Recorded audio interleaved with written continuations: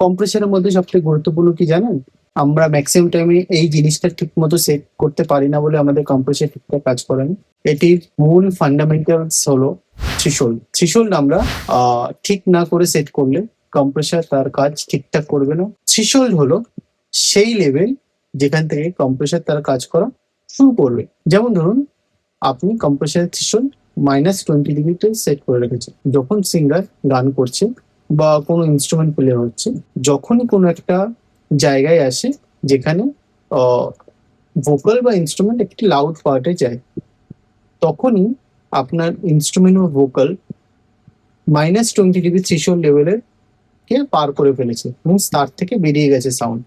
Compressor তখন কি করবে? সেখান থেকে তার কাজ করা শুরু করবে এবং সাউন্ডটাকে একটি স্মুথ জায়গায় নিয়ে আসবে, যাতে একটি ব্যালেন্স শোনায়।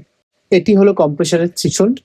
আর নেক্সট ভিডিওতে আমরা জানবো 2:1, 4:1, 8:1 কথাগুলো আমরা খুব শুনেছি, বাট এটার অ্যাকচুয়ালি মিনিং কি সেটা আমরা নেক্সট ভিডিওতে জানবো।